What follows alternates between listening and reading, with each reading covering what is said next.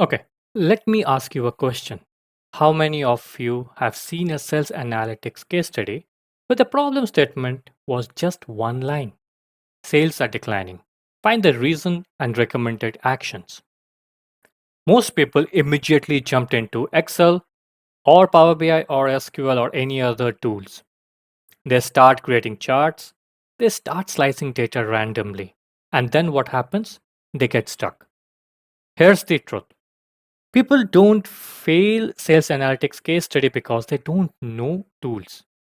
They fail because they don't know how to think like a business analyst, how a problem would should be approached in a systematic manner. Okay. Now what happens that this is really very challenging for most of the people. So in today's video, we will walk you through a repeatable framework that that anyone can use. A framework that works for interviews, for dashboard creating, or ideally solving a CEO level business problems. Okay. So that's something which we will cover in today's video. However, before we go further, let me set a clear expectation earlier. Okay. So what happens that today, definitely you will learn a 5 step framework which should be used across in any business problem solving scenarios. You will learn how to convert a vague business problem into clear analytics question. You will also identify what really changed, not what looks interesting. And most important, how to translate analysis into business action. This video would be a little long. However, if you want to remember one thing from this session, please remember that framework is more important than tools. Thinking is more important than charts. Okay, so this is quite critical for you to understand. So now, as you can see right in front, that this is the 5 step framework which we would be using. So let's deep dive with the step one, which is like majorly understanding the business problem. The biggest mistake analyst makes, they start with the data. Rather, a great analyst starts with the question.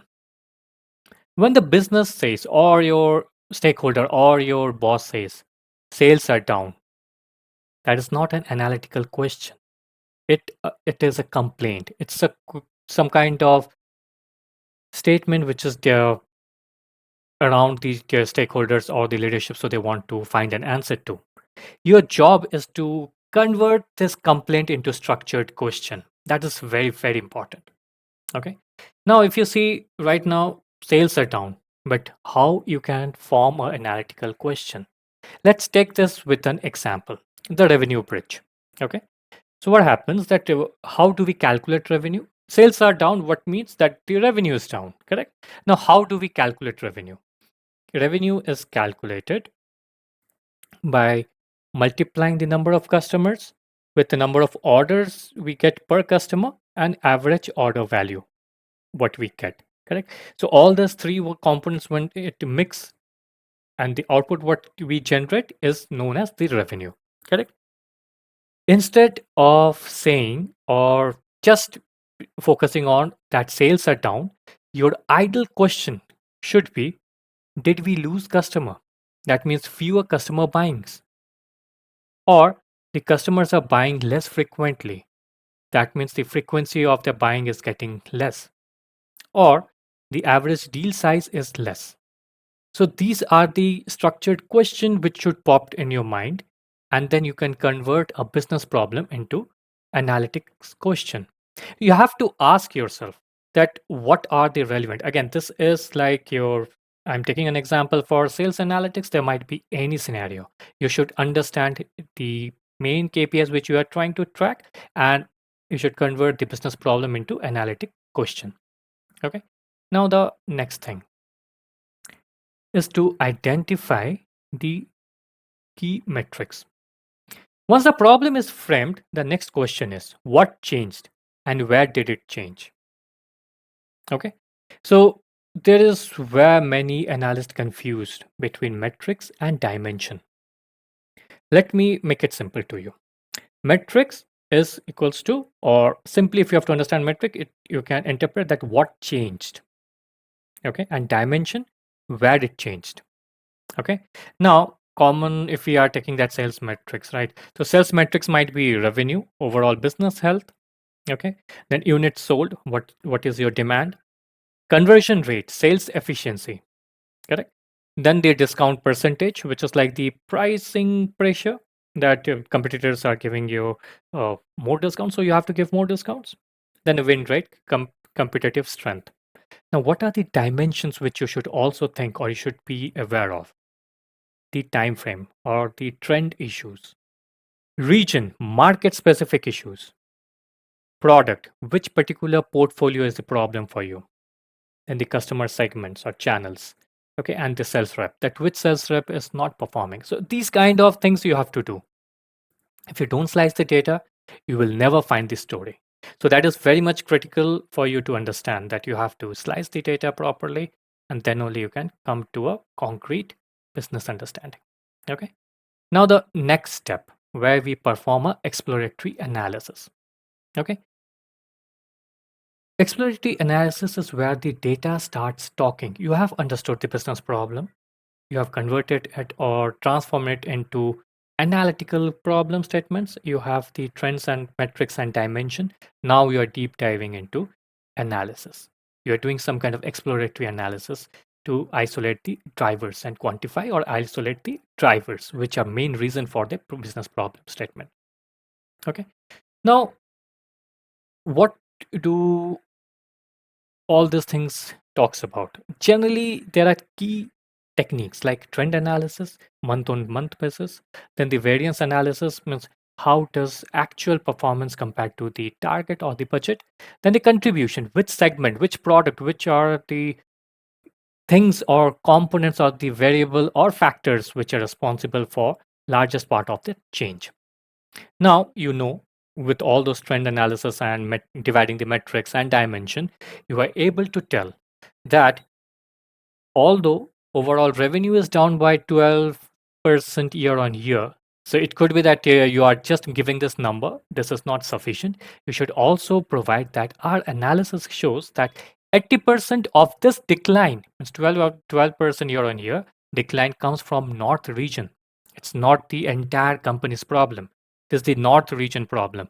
And that is also specifically for product B. So you should have this kind of detailed things, and then only it makes sense. Good analyst ideally quantify impact. Great analyst isolates the drivers. So drivers are quite important. Correct? You know that North is driving this, and your product B is the biggest problem. So once you are into this kind of stage where you all know that okay, now everything is clear, how should I approach? There it comes the most important step. Find the real reason behind the numbers. Correct? So it should not be an assumption. It's not be that you are giving some kind of opinion. It should be something backed by logic. So now let's see that sales funnel. Okay, so what happens that there is a sales funnel where it starts with the lead generation, then the opportunity is created, then the conversion is happening, what's the average deal size, and then the discount what was given. Okay, now when we were checking or we found that business problem which we have discussed earlier, then we did an analysis and found that the leads were stable, even your conversion rates were stable. Then what was the issue? Ideally, the average deal size shrinked or it dropped by 15%. Why? Because a huge amount of discounts were given. This will help you to find the root cause, which generally the dashboard sometimes misses. Ideally, you have to bring the business context behind the dashboard. Correct. So with this, you are going deep to the problem statement that okay, so your year on year were less from the north region due to product B because the average deal size for that product for that regions dropped by 15% because there were huge number of discounts given to for that particular product in that region. Okay. Now once you have all those things, you should not stop. Generally, what happens that all the analysts they does all those things and they stop here. They stop at insight. But leader, they don't pay for your insights. They ideally pay for the decisions which are driven by that dashboard or that research which you are doing. So this is very important that you should convert the insights into action which will provide a proper business impact for business. Correct? Now, let me take an example. That insight. So you just provided that enterprise customers are getting 10% higher discounts than policy.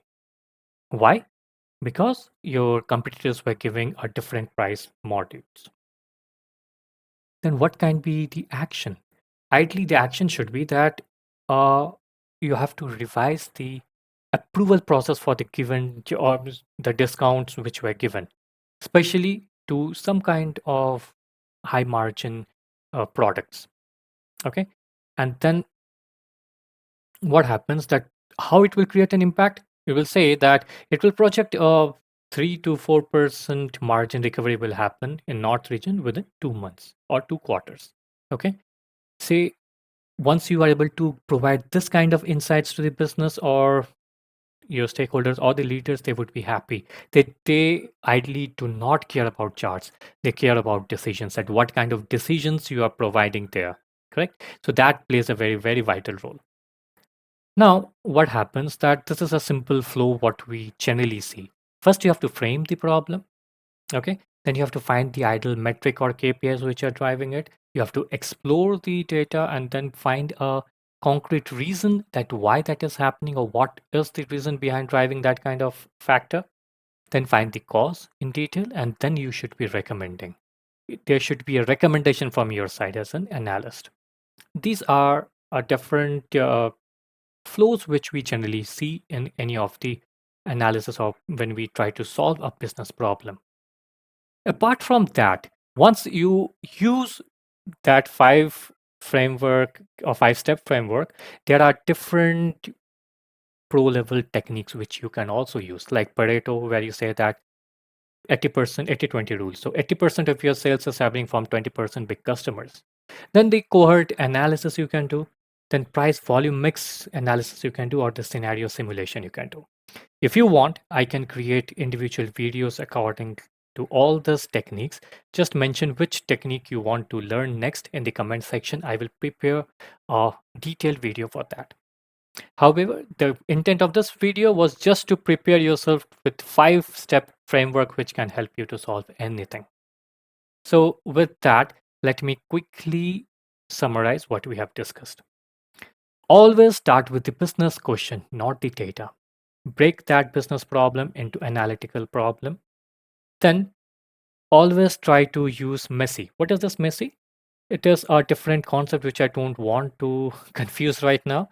But here, if you see, it's already mentioned that mutually exclusive, collectively exhaustive is a different technique altogether. But if you want, I can create another video regarding it. But try to understand that, break that question into logical or analytical problem statements.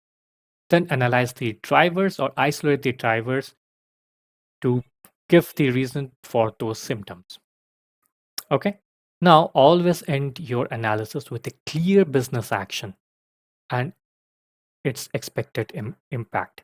If you follow this structure and if you are able to provide a business statement like this, I am sure you will be able to solve any case study, be it sales analytics, be it for supply chain, be it for finance, be it for HR, whatever. If you are able to follow this 5 step framework, you would be able to solve it. I'm really confident with this. If you need anything specific to any of the problems which we have discussed or any of the steps, to mention in the comment. I would love to help you on that. Thank you so much for being with me in this video. Looking forward to meet again in my next video.